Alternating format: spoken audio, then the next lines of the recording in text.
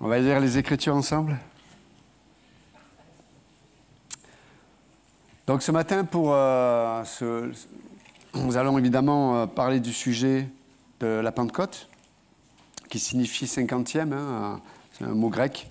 50, c'est 50 jours après la Pâque, la fête de la Pâque, qui est une signification importante pour les Juifs, parce que ça parle de la libération, et ce n'est pas de n'importe quelle libération, c'est Dieu qui a libéré Israël du joug et de la puissance de l'Égypte, qui était la puissance nationale à l'époque, qui était vraiment une nation puissante. Et Dieu a libéré, avec l'Écriture dit, avec un bras puissant Israël. Vous savez, il y a plusieurs façons de libérer. On peut le faire comme on peut. On dit, bon, on a survécu, mais on est passé à ça.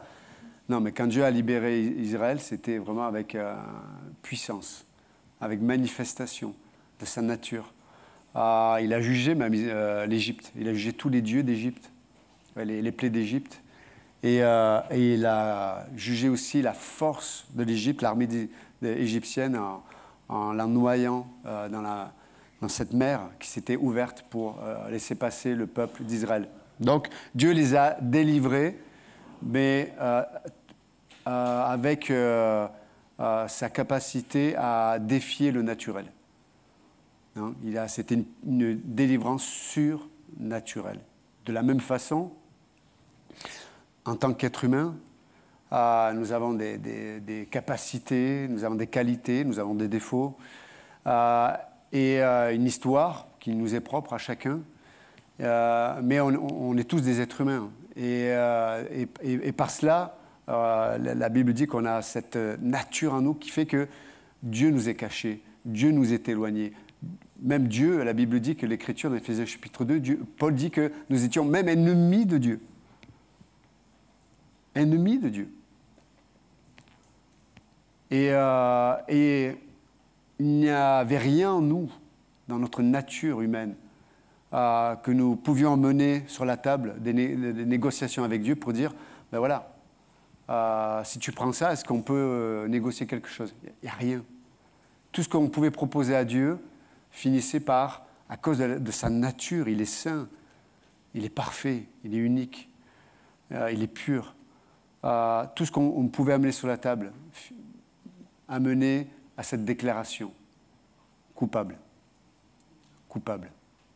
Et il a été nécessaire que Dieu intervienne avec puissance pour aller au-delà de notre nature, au-delà de nos limitations, au-delà de nos péchés, au-delà de notre volonté qui désire satisfaire ses propres intérêts. Au-delà. Comme il a délivré Israël avec puissance et en manifestant sa capacité au surnaturel, de la même façon, quand Dieu vient nous sauver, c'est surnaturel. Ce n'est pas une œuvre humaine. C'est pas énorme, ça? Et qui peut se vanter ce matin de dire « je suis sauvé » ? Non, il m'a sauvé. Il m'a retiré. Et de la même façon, la Bible dit que dans 2 Thessaloniciens chapitre 2, il va, au son de la trompette, un jour, il va littéralement nous enlever, le mot en grec, c'est nous arracher de ce monde, pour que nous puissions le rencontrer dans les nuées. Donc, Dieu a ses moyens. Et ça nous donne espérance de savoir que, bien sûr, qu'il y a des domaines de nos vies où on se trouve face à des impasses. Des fois, des impasses de situation, mais des fois, c'est des impasses dans nos propres cœurs. Certains d'entre nous, on a été marqués au fer rouge dans notre identité. On a été marqués par des blessures qu'on n'oserait même pas communiquer ce matin à des frères et sœurs. Mais Dieu a ses moyens de nous guérir. Dieu a ses moyens de nous sauver, même de nous-mêmes. Et en parlant de ce que Dieu a fait, on peut se projeter dans demain en se disant, avec une attente remplie de foi, qu'est-ce que Dieu est capable de faire dans ce que je vis? bien au-delà, dit Paul, au-delà de ce qu'on peut imaginer ou même penser. Des fois, Dieu ne change pas les circonstances, mais il va amener une paix, une tranquillité. Il va amener une consolation des fois. On n'aura pas les mots pour le communiquer. Et des fois, on se dit, mais pasteur, tu dis cela, mais moi, là, je vis, je suis dans le trouble. Je n'ai pas la tranquillité, je n'ai pas la paix, j'ai pas... Dieu nous dit, attends, je te prépare à cela. Je te prépare. Des fois, on a trop de force. Et des fois, à la mesure de notre peine et à la mesure de notre capacité à espérer en nous-mêmes ou à espérer que Dieu fasse ce qu'on aimerait qu'il fasse. À un moment donné, quand on baisse les armes, on dit, Seigneur, je m'abandonne à toi. Porte-moi. Soulage cette souffrance que je ne peux plus porter. Aide-moi à espérer dans des situations où ça fait belle lurette. J'ai arrêté d'espérer quoi que ce soit. Il est ce Dieu qui sauve à bras, avec bras puissants, avec sa c'est quoi l'expression? J'ai oublié. Bras étendus, c'est ça? Il y avait une autre expression aussi. Bon, je l'ai oublié. En tout cas, qui sous-entend qu'il le fait avec puissance et autorité. Amen. Et pour finir, je ne serai pas long ce matin, donc la Pentecôte, donc 50 jours après la Pâque. Et vous savez, Jésus a été... vous savez, dans toute œuvre de Dieu, il faut qu'il y ait au préalable une semence. Il faut tout au préalable qu'il y ait une semence. Et là, la semence, c'était Jésus-Christ, sa mort. Et puis 40 jours après la Pâque, 40 jours après, il est monté dans la présence du Père. Mais il a été la première semence, il a été la première chose. Dans nos vies, très, très souvent, pour qu'il y ait changement, il faut accepter la graine, la semence que Dieu nous dit de semer dans les situations, dans nos pensées, dans nos cœurs, dans les relations. Il faut qu'il y ait au préalable quelqu'un qui mette une semence, afin que Dieu fasse croître, que Dieu manifeste la nature de cette semence. Mais cette semence, on ne peut pas la produire.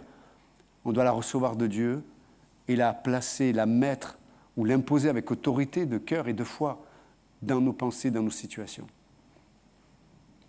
Tellement important. Tout commence par une semence. L'Écriture dit quoi? Il est la pierre d'angle. Il est la première pierre sur laquelle toute la construction va dépendre. Sur quoi cette première semence, c'est cette pierre d'angle. Sur quoi, c'est quoi le bâtiment que nous construisons? Vous savez, nos vies, on construit tous une vie. On veut une famille, on construit une carrière, on essaie de construire une éducation, si on a des enfants, etc., etc. On essaie de construire quelque chose. Quand on est plus âgé, on essaie de construire notre retraite. Et ça, c'est un plan dans un plan de vue mais individuel, mais après une nation aussi, pareil, elle essaie de construire quelque chose. Quoi qu'on est dans un temps où c'est plutôt une déconstruction qu'une construction. Tout est déconstruit aujourd'hui. C'est une autre histoire. Mais il faut une semence, il faut une pierre d'angle, il faut quelque chose sur laquelle on peut se positionner pour construire. Et ça doit venir de Dieu. Et très souvent, des fois, on peut avoir des désirs qui sont bons, qui ne sont pas un péché, des fois. Mais est-ce qu'il y a la semence, est-ce qu'il y a la pierre d'angle, qui est la première pierre sur laquelle on va construire? Et très souvent, on peut voir que, malheureusement, des fois, c'est à la fin, quand on arrive presque à la fin de la construction, qu'on réalise que c'est pas droit, quoi, et que ça ne va pas tenir. Et Dieu dit, et si tu le veux, je vais t'éviter que la maison soit presque finie et que tu vois qu'il faut tout déconstruire, tout enlever, tout détruire pour rebâtir. Dieu veut nous donner cette sagesse. Amen. Et c'est pour ça que dans Proverbe 1, on en a parlé ensemble, mais le commencement de la sagesse, c'est la crainte de l'Éternel. C'est merveilleux, ça. Donc, mais là, on arrive à la Pentecôte, donc je sais que vous êtes des croyants instruits, mais juste rapidement, vous savez donc que c'était une fête juive. la Pentecôte, qui parle pas simplement des prémices, mais de la récolte de deuxième saison. Et c'était une fête qui était, vous savez, il y a 7 fêtes en Israël, mais il y en avait 3 où les gens devaient se rendre à Jérusalem, et notamment au temple. Et donc il y a la Pâque, il y a la Pentecôte, et puis il y a la fête des semaines après, je crois.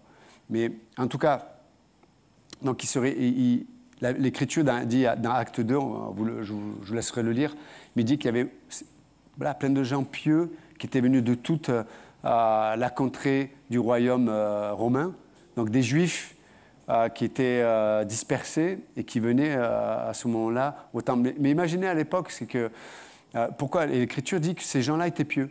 C'est-à-dire qu'ils ont fait des choix, ils ont pris des décisions pour essayer d'honorer leurs convictions, en fait. À cette époque-là, certains faisaient des crédits pour aller à Jérusalem. La plupart d'entre eux étaient soit des commerçants ou des agriculteurs, mais quand ils partaient, ça prenait des semaines et des semaines selon où tu étais pour arriver à Jérusalem. Tu travaillais pas, donc tu n'avais aucun revenu.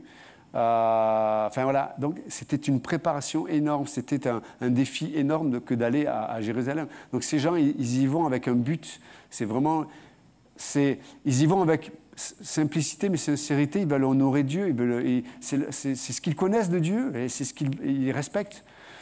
Et l'Écriture appelle ces gens, c'est des gens pieux, on va dire, à la piété.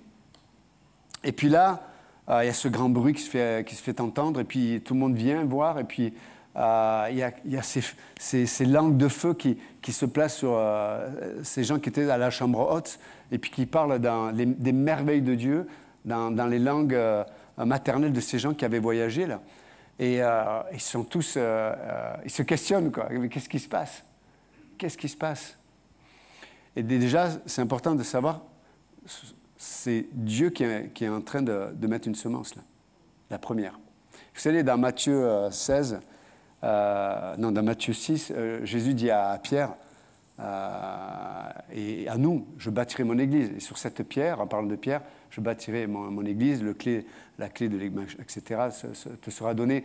Et c'est vrai que quand on regarde notamment le livre des Actes, chaque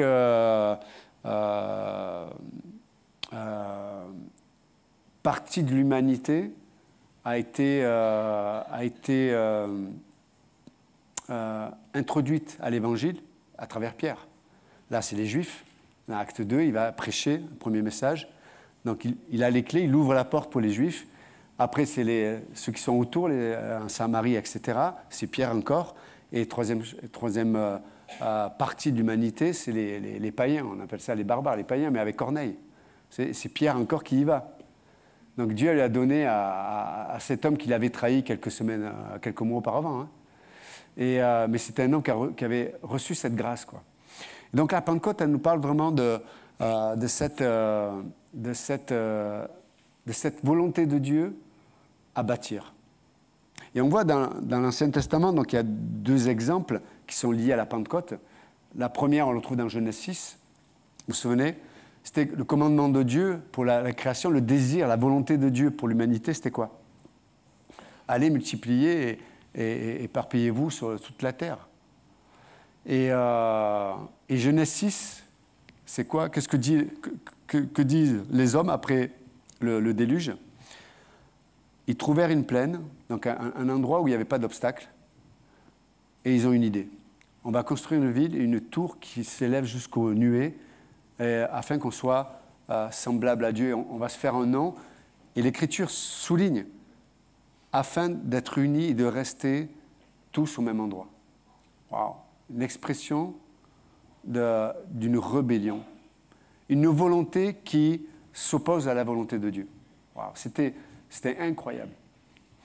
Et ce qui se passe, c'est que, n'oubliez pas, Dieu a créé l'homme, mais il lui a donné une autorité particulière. Même si, malheureusement, quand Adam et Ève malheureusement ont désobéi à Dieu, ils ont communiqué, donné une partie de leur autorité à Satan et aux démons. C'est pour ça que le monde aujourd'hui, le prince de ce monde, c'est le diable. Donc il est Ce qui se passe dans ce monde aujourd'hui, les injustices, les souffrances, les atrocités sont à l'image du maître. Et ce n'est pas Dieu le maître de ce monde. Pour l'instant. C'est la Bible dit, c'est le diable. Il est le prince de ce monde. Et, mais pour revenir à Genèse 6, c'est intéressant. Donc, la plaine, donc, ils ont trouvé un endroit où il n'y avait pas d'obstacle.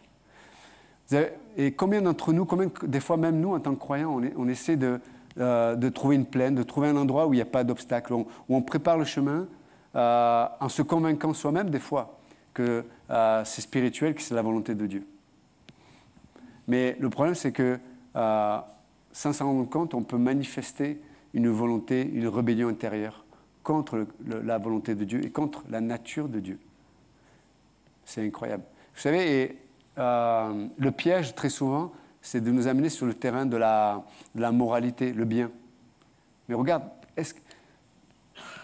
Dieu, regarde pasteur ou église, mais regardez, il n'y a rien que je vive ou que je fasse qui soit condamnable. Et tu as raison. Des fois, il n'y a rien, on va dire moralement, qui puisse être condamnable. Mais la question, ce n'est pas une question de bien ou de mal. C'est une question, c'est est-ce que tu t'accordes ou tu coopères avec le Saint-Esprit? Est-ce que tu coopères avec Dieu? C'est juste ça la vraie question. Donc, et là, l'humanité ne voulait pas. Est-ce qu'on réalise qu'il y a cette réalité, comme disait Pasteur Michel tout à l'heure, c'est en nous ça aussi. Hein, on l'a dit tout à l'heure, on était ennemis, il y a la rébellion dans le cœur de l'homme.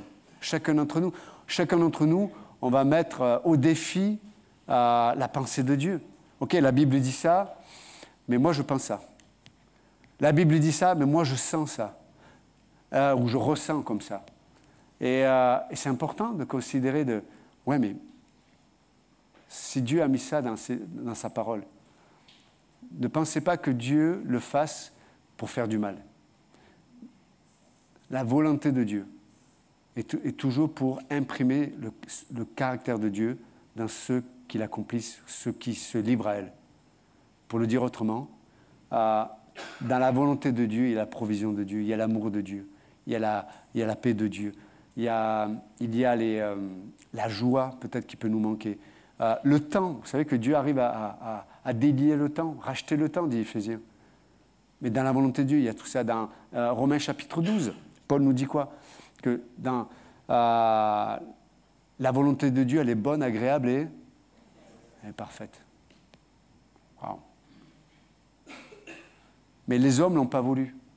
Non, j'ai pas envie. J'ai pas envie. Et comme le disait Oleg tout à l'heure, combien d'entre nous on n'a pas envie? On n'a pas envie de lire ma Bible. Hein. J'ai pas envie de prier. J'ai pas envie de venir à l'église.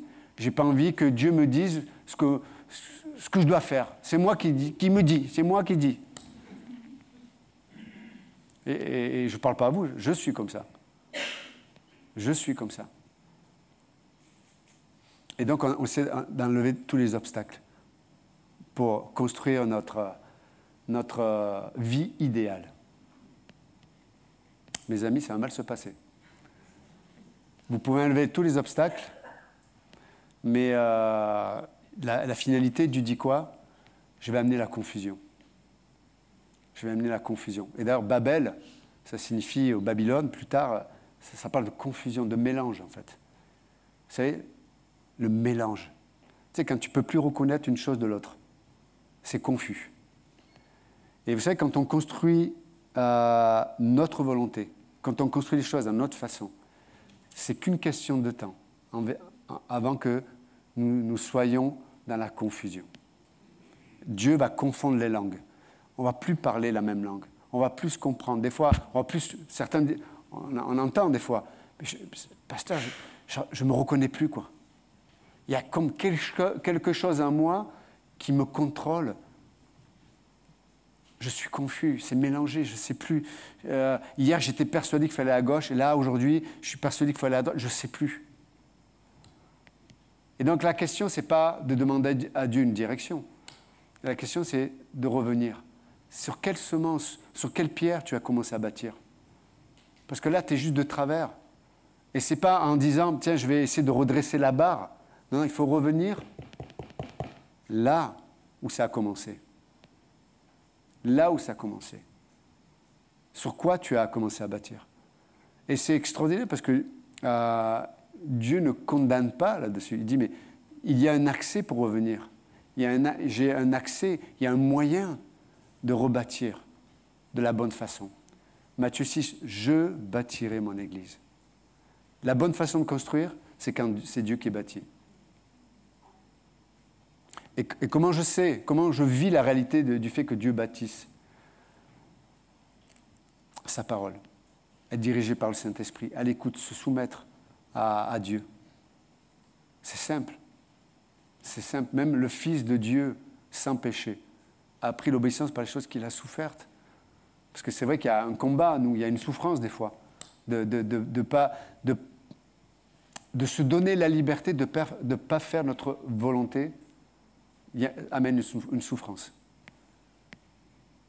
Des fois, de se trouver dans une situation où on ne rend pas le mal pour le mal, ça fait souffrir. Ça isole même des fois. Parce que qui nous comprend ?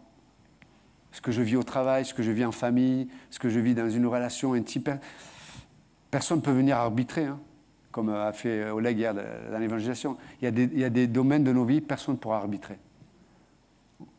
On doit rencontrer Dieu. Là. On doit laisser Dieu dire, non, laisse-moi construire dès le départ sur ma sagesse. Et tu verras, il n'y aura pas de confusion. Peut-être il y aura de la souffrance, peut-être, mais il n'y aura pas de confusion. Vous comprenez ? Et par contre, quand Dieu nous résiste, et la Bible dit clairement que Dieu résiste aux orgueilleux. Il parle à l'Église, là.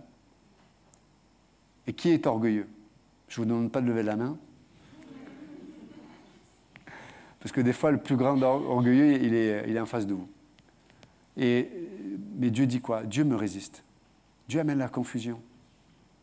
Des fois, on est tellement excité, on est là, on fonce, on est tellement rempli de force en nous-mêmes, sur nos projets, sur notre façon de faire, sur notre façon de penser, dans les situations, regardez comme j'ai raison. Et des fois même, on a raison. Mais au fond de notre cœur, Dieu dit, ton cœur, là, ne reflète pas le mien. Confusion. C'est incroyable. Incroyable. Le mélange, la confusion. Combien on peut arriver à des compromis. Voilà.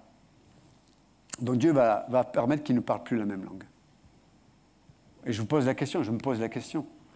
Est-ce qu'il n'y a pas des domaines de ma vie où je dépense toute mon énergie à essayer de démêler les choses qui aujourd'hui sont confuses?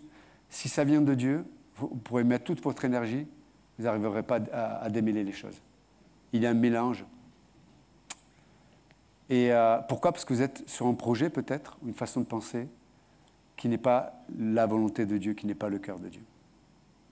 Ces gens-là voulaient rester entre eux, quoi, dans leur façon de voir, leur façon d'adorer, leur façon. Et in fine, c'est eux qu'ils adoraient. Un peu comme ce jeune homme, vous savez, le jeune homme riche qui vient voir Jésus, dit « Mais bon maître !» Et Jésus dit « Non, il n'y a pas. Le seul qui est bon, c'est Dieu. » Parce que pour lui, dans sa tête, il est persuadé d'être bon. Il est persuadé que Jésus va lui donner juste la dernière chose à faire, parce qu'il a toujours fait les choses comme il fallait le faire. Il était persuadé qu'il a basé toute sa vie sur le mérite et il a toujours réussi. Donc il s'est dit, bon, je vais voir Jésus, et dis-moi la chose qu'il me reste à faire. Et Jésus lui dit, ok, vends tout ce que tu as, donne-le aux pauvres et suis-moi. Un mâchoire est tombé, quoi. Et regardez ce qui se passe. Il y a eu cette confusion dans son cœur. Et aussi la tristesse. Mais ce n'est pas une tristesse qui l'a mené vers Dieu, comme dit Paul dans l'Épître aux Corinthiens. Mais c'est une tristesse qui l'a éloigné. C'est terrible. Il y a des gens qui sont tristes, et on a compassion des fois, mais ils sont remplis d'orgueil. Ils sont remplis d'eux-mêmes. Puis vous avez des gens qui pleurent, des gens qui sont tristes, des gens qu'on méprisait des fois. Il a seulement ce qu'il mérite.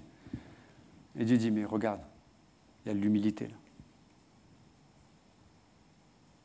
Vous savez, je réalise à quel point on est terrible. Hein. Combien on juge, alors qu'on n'a aucune capacité de voir les cœurs. Combien on peut juger les gens. Et moi, je vais être occupé déjà avec mon cœur, déjà, devant Dieu. Et il y a du boulot. Et Seigneur, déjà, sonde-moi, ô Dieu, et regarde si je ne suis pas sur une mauvaise voie, avant de juger les autres. Hein, ça nous fatigue, ça nous fatiguera un peu moins, quoi. Mais c'est vrai qu'on préfère regarder dans le jardin du voisin que de nettoyer le nôtre. C'est sûr, c'est plus facile. Mais ça ne mènera pas à la paix. Et c'est vrai, ne serait-ce que dans une assemblée comme ce matin-là, je suis sûr qu'il y a des gens qui sont meilleurs que d'autres. Il y a des gens qui, moralement, leur vie, elle est nickel, quoi. Qui sont vraiment incroyables, quoi. Et gloire à Dieu pour ça. Mais Dieu ne regarde pas à ça. Dieu regarde à qui sur terre va manifester mon cœur. Qui sur terre va... C'est pour ça que Jésus dit, mais celui qui ne fait pas miséricorde. La miséricorde, c'est de choisir de ne pas donner à l'autre ce qu'il mériterait. C'est-à-dire la condamnation, le rejet, la colère, le jugement. Celui qui ne fait pas miséricorde, je vais retenir la miséricorde. Parce que c'est le fondement dans la manifestation du cœur de Dieu, c'est la miséricorde. Quand on retient... et je vois des fois dans les familles, dans les amitiés, dans l'Église, toute l'énergie qui est dépensée parce qu'on ne veut pas faire miséricorde, parce qu'on veut se défendre, parce qu'on veut prouver qu'on a raison. Mes amis, est-ce qu'on ne peut pas passer à autre chose? Comme dit l'auteur de l'Épître aux Hébreux, en Hébreux 5, il dit, mais vous devriez être des maîtres, enseigner les bases, mais vous en êtes encore au lait. Je ne parle pas à vous, je parle à moi. Est-ce qu'on ne peut pas avancer un peu? Est-ce qu'on ne peut pas mettre de côté l'amertume? Vous savez, il n'y a pas pire, écoutez bien, il n'y a pas pire dans le cœur de l'homme que l'amertume.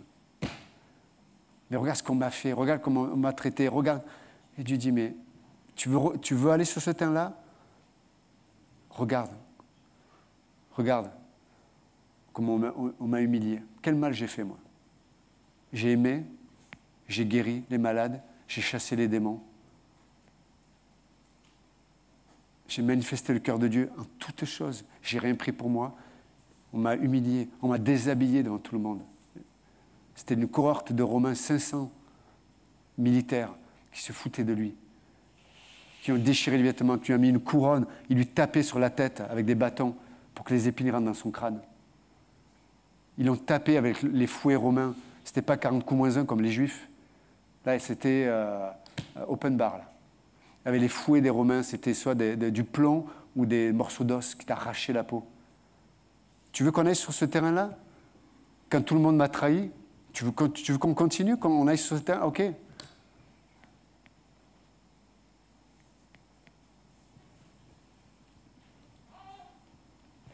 C'est ce que Dieu a répondu à Job, vous vous souvenez? Mais tu étais où d'ailleurs quand j'ai créé le Léviathan, j'ai fait les montagnes, le ciel, la mer, tu étais où? Donc tout ça pour dire ce matin, je finis avec ça, mais il y a eu la Babel, ça finit par la confusion. Il y a eu après le Sinaï, on voit ça dans Deutéronome 33, où la Bible dit qu'une voix s'est fait entendre du ciel et Dieu a donné la loi. Et vous vous souvenez ce qui s'est passé ce jour-là? Le peuple, alors que Moïse descendait avec la loi, le peuple s'était corrompu, ils avaient fait le veau d'or, vous vous souvenez de ça? 3000 personnes meurent. Hein. Wow. 3000 personnes meurent. Et c'est la confusion. Et c'est la crainte. Ils ont une crainte de Dieu, mais pas la bonne crainte. Une crainte, et même ils disent à Moïse, dans ce volet de 33, ils disent, s'il te plaît, que Dieu te parle et toi tu nous parles. Mais on ne peut plus supporter la voix de Dieu. Combien de chrétiens, des fois, on en est là? Je ne peux plus supporter la voix de Dieu. Cette doctrine, cette façon de penser, je ne peux plus l'entendre, ne m'en parlez plus.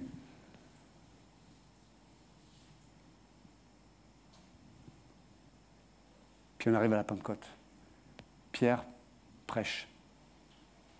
Et Paul là, il dit, oui, vous les Juifs, c'est vous qui avez fait crucifier le Maître. Mais c'était le plan de Dieu. Alors, on ne va pas rentrer sur la souveraineté de Dieu, le libre arbitre, là, c'est un autre sujet.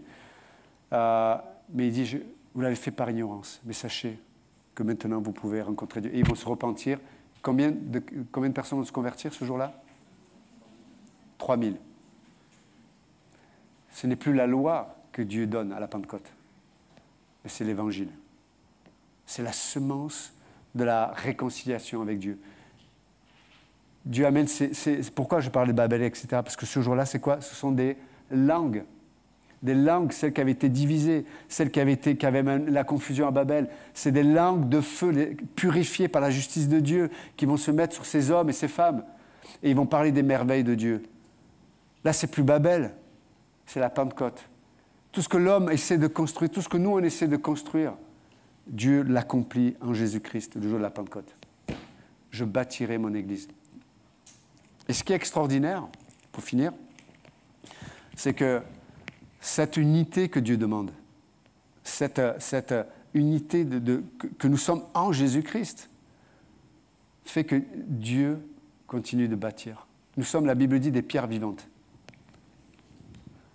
À Babel, les hommes ont fabriqué des briques. C'est eux qui ont fabriqué. Nous, on n'a rien à fabriquer. Nous sommes nous-mêmes des pierres vivantes. Et c'est Dieu qui nous taille. C'est Dieu qui nous façonne. Et notre vie prend du sens que lorsqu'on est réunis les pierres sont placées les unes avec les autres. Et là, on représente la bâtisse que Dieu veut se bâtir. C'est pas extraordinaire? On est là. Et notre vie prend du sens. Nos situations prennent du sens. Ce que je vis au travail prend du sens. Ce que je vis dans ma famille prend du sens. La maladie que je peux avoir prend du sens. Pourquoi? Parce qu'il n'y a plus la confusion, là. Je bâtis mon Église. Vous êtes l'Église. Tu es l'Église. Nous sommes l'Église. Nous, ici, à la petite Église de la Grâce, là, mais il y a tellement de frères et sœurs à Montpellier et ailleurs, dans le monde entier. Dieu bâtit son Église. Et c'est merveilleux. Et laissons Dieu nous façonner en tant que pierre vivante. Il nous taille. Il sait exactement où nous placer. C'est reposant, non? Alors qu'on est dans un monde aujourd'hui, il faut mériter, il faut être à la hauteur pour trouver sa place. Et ça laisse des traces, hein? Oui ou non? Et il faut jouer des coudes. Et il faut s'imposer. Il faut regarder mon caractère. Regarde comme je suis arrivé à parler, tel comme je suis là. Alors celui-là, je l'ai fait taire, il m'a dit ça, je lui ai mis. J'ai dit.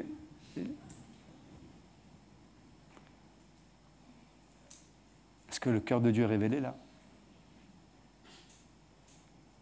Non. Puis lorsqu'on rentre chez soi, on est tout seul avec nous-mêmes. Il n'y a pas de paix, il y a de la confusion dans le cœur. Confusion sur confusion. Mais c'est fini ça. Amen. C'est la Pentecôte, on a reçu l'Esprit Saint. Et ça, c'est vraiment l'appel de Dieu. Je bâtis mon Église. Si ce matin, vous êtes là, mais peut-être que vous ne connaissez pas Jésus-Christ, je veux vraiment vous encourager à prendre cette décision. Ce n'est pas une religion, ce n'est pas une façon de penser, une philosophie. Mais ce que Dieu te propose, ce que Dieu nous propose, c'est la vie éternelle et c'est de recevoir sa nature, de croire en sa miséricorde. Dieu pourrait nous rejeter, mais il a choisi de nous rapprocher. C'est pas merveilleux ça? Donc si ce matin vous ne connaissez pas Jésus-Christ, je vous encourage. Vous pouvez simplement, ça ne demande pas un mérite, ça ne demande pas une qualification, ça ne demande pas une connaissance, ça demande juste une attitude de cœur qui dit oui. Oui. J'essaie de construire ma vie avec mes propres forces. J'essaie d'élever des monuments dans mon âme, dans mes relations, dans plein de choses. Mais c'est tordu. C'est pas solide. Il y a la confusion dans mon cœur. Et vous pouvez dire à Dieu ce matin, même si je ne comprends pas tout, je sais que tu es vivant. Je sais que tu es mort à la croix pour moi. Et je veux t'accepter comme mon sauveur. Sauve-moi de moi. touche mon cœur. Viens dans ma vie. Seigneur, je veux vraiment que tu sois la pierre d'angle, la première pierre sur laquelle tu vas bâtir ma vie. Donc merci Seigneur. Et si vous avez fait cette prière, peut-être avec vos propres mots, la Bible dit que celui qui croit dans son cœur que Jésus-Christ est mort et ressuscité et qui le confesse de sa bouche devient enfant de Dieu. Et ce matin, je vous encourage, si vous avez fait cette prière pour recevoir Jésus comme votre sauveur, de le communiquer, de le dire à la personne qui avait, peut-être si vous êtes venu avec quelqu'un ou un pasteur, mais posez cet acte de foi dans l'histoire de votre vie. Donc merci Seigneur, béni sois-tu encore pour le reste de cette journée, te louons et t'adorons. Dans le nom de Jésus, nous prions. Amen, que Dieu vous bénisse.